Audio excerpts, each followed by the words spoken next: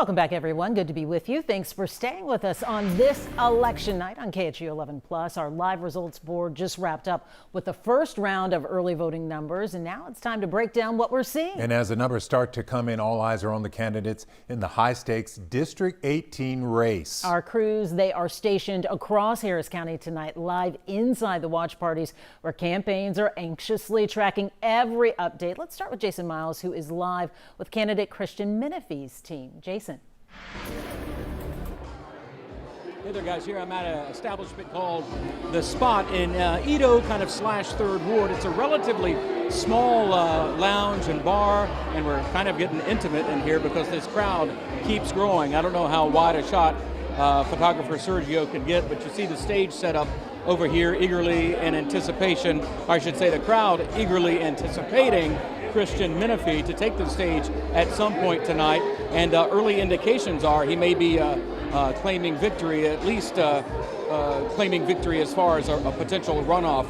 Throughout this whole campaign, he has pretty much been near the top of all polling, along with former city councilwoman Amanda Edwards, state representative or state lawmaker Jolanda Jones generally polling 3rd. But Christian Menefee, he has been campaigning hard for this race. In fact, we ran into him earlier at a polling place up in the Oak Forest area. He told us he got to sleep or woke up, I think, around 2 o'clock in the morning just because he was so nervous heading into this election day. He was elected, you may recall, county attorney here in Harris County back in 2020. He defeated a longtime incumbent in that race, the Houston native and A-Leaf Hastings High School graduate turned lawyer, worked for a big law firm downtown before running for county attorney. But he has really taken the opportunity as county attorney to hold many press conferences. He's filed rather ambitious lawsuits against the likes of Governor Greg Abbott and Attorney General Ken Paxton. You may say, or political insiders certainly do, that he was using that office perhaps to get more eyes on him and who he is in a potential bid for something bigger down the road. In this case, it appears to be Congressional District 18. But he has been out and about all day. He has yet to show up here at his election night party, but many people still continue to come in here and look forward to seeing him at some point this evening, guys.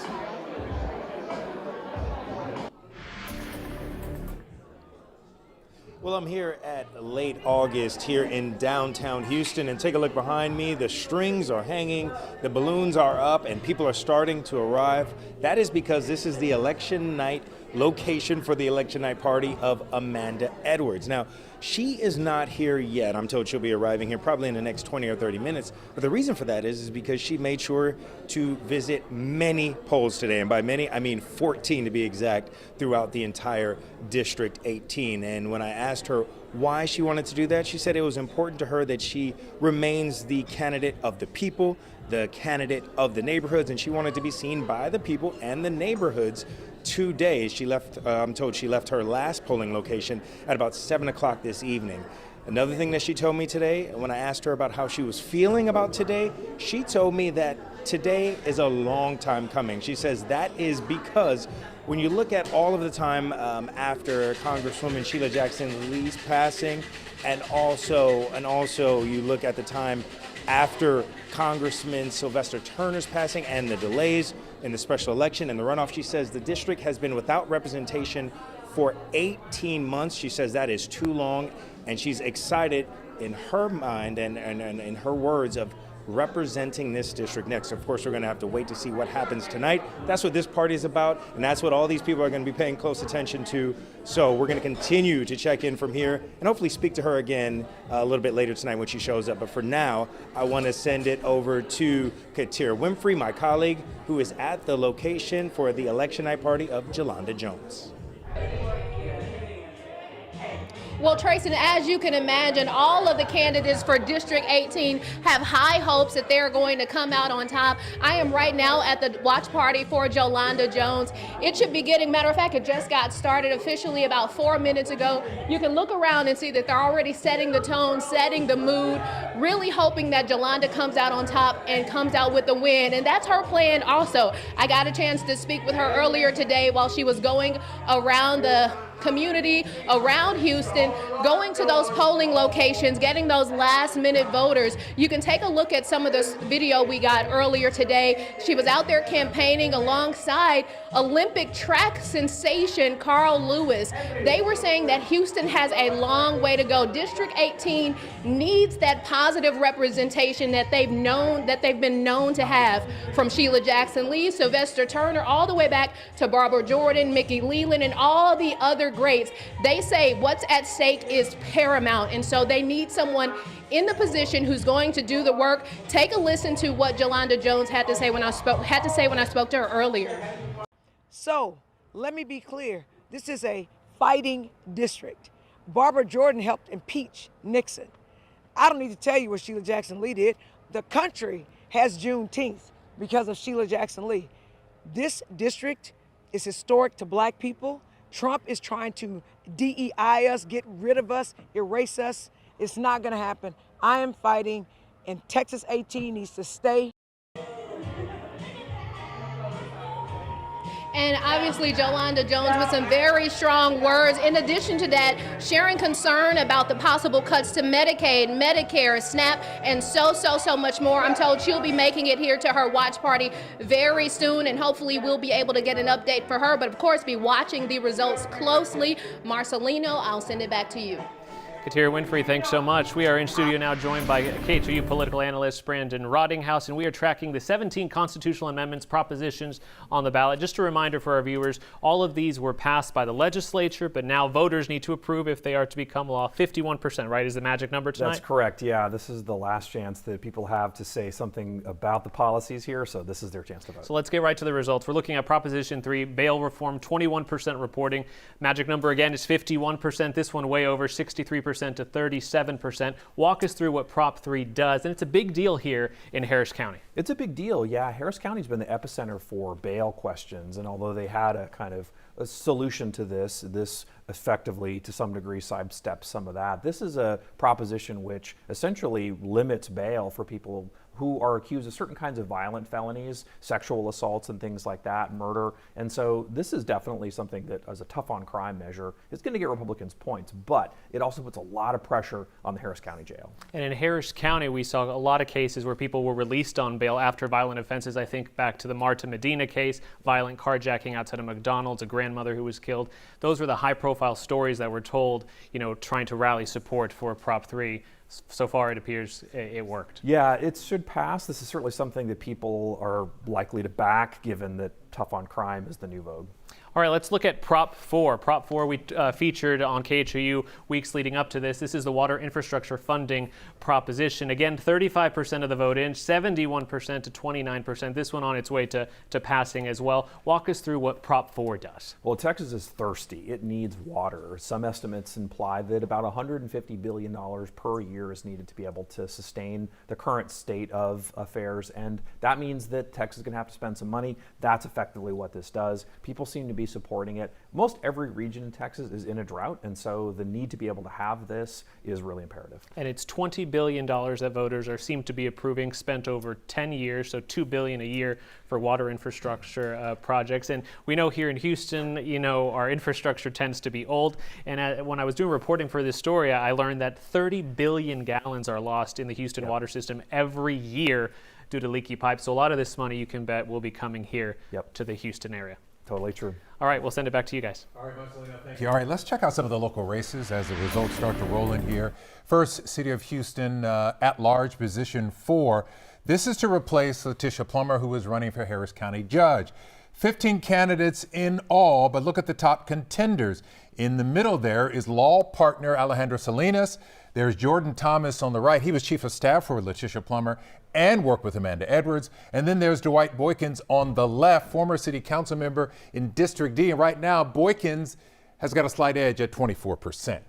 Let's take a look now at the race for Missouri City Mayor Robin Ellicott versus Jeffrey Boney in this race. And you can see Ellicott leading with 56% of the vote there. This is early voting, by the way, 44% for Boney. And that special election we've all been talking about, District 18 to fill the seat left vacant by Congressman Turner. 16 candidates are running. The top contenders here Really no surprise. There's City Attorney Christian Menefee topping the pack at 32% right now, former council member Amanda Edwards at 25%, and Jolanda Jones coming in at 19%. That's going about as we expected. Let's go back to our panel. How do you think this is going to play out? There's going to be a runoff, don't you think? Absolutely. More likely than not, it's probably sometime in January or February, depending on how things go. But it really depends on where these challengers finish. So I wanted to ask real quick. So the runoff was supposed to be, I thought, December 13th. Now I'm hearing no. Special election might not happen until January. Right. Yeah, because they need time to canvass the votes. They need 45 days to get that done. So they need that cushion to be able to get that completely wrapped up. Yeah, there's a congressional law. It's known as the MOVE Act. It stands for the Military and Overseas Voter Empowerment Law. And it requires 45 days to canvass, to certify the ballots coming from overseas. So this could be pushed back until mid-January or late February. Whoa. Yeah. Let's get back to the candidates, looking at the three in the lead there and who we're talking about possibly getting to a runoff. These are familiar names. So looking at how voters have casted their ballots thus far in this race, it seems to be name recognition and history that are motivating them. Well, not only name recognition and history, but also recently, both Menefee and Edwards dropped ads to really bump up their name ID and really get to those voters.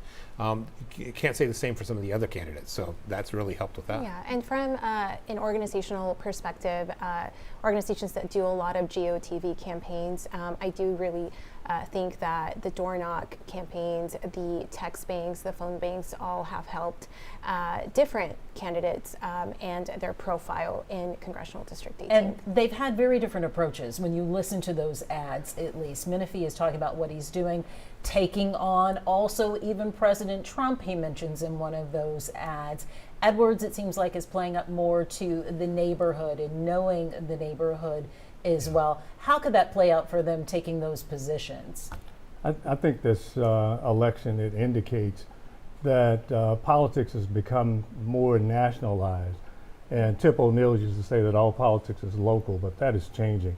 And it's interesting, there was a recent poll where they ranked order the policy issues, and the voters in District 18 ranked civil liberties and civil rights. And so that means that obviously they view the Trump administration as an existential threat to civil liberties and civil rights. And so if you look at the messaging, they're talking about a fighter, and Christian Menefee said that he's taken on Trump, he's taken on Paxton, and he beat both of them. I think he said in his ad, what did he say? He's blowing smoke? Is that Yeah, what he said? yeah. He really went out smoke. there. So I'm wondering, it's early. We see who the top three are right now. Who do you think gets into a runoff in District 18? Right now, I don't think there's enough time or votes left to get Jones across the line. I think what you're seeing with Menefee and with Edwards really ties to the likelihood that they're both going to be in the runoff. And then that ties into who can then coalesce that core group of voters to really get across the line. Diane? Yeah, I think I agree. I think just going off of the numbers and also the name ID, I think for a lot of voters, just recognizing that name on the ballot makes a big, big difference. I think the three top candidates right now do have that name ID, but Edwards and Menefee definitely, it's early, but my guess would be that they would be going to the runoff. I want to talk more about motivation for voters as well. So we are hearing that the West Gray Multi-Service Center, right, we've seen have those really long lines. That's where Amanda Edwards was reporting from earlier. I have to say, I was surprised to see those lines because, you know, when I went to vote, there was nobody in there. I went to vote, there were like 3 people. Right, and This other morning. people I know have echoed the same. So it's really interesting, especially this being an off-year election, to see a line wrapped around the building. What do you make of that?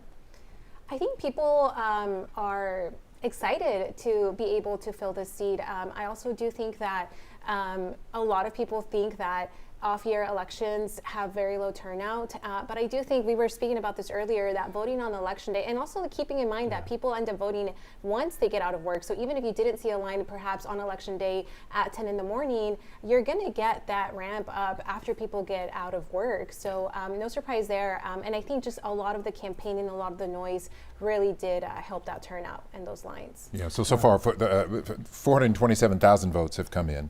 That's 70% of registered voters, about what you would expect in this kind of election. Yeah, especially considering that people understand that there's going to be a runoff.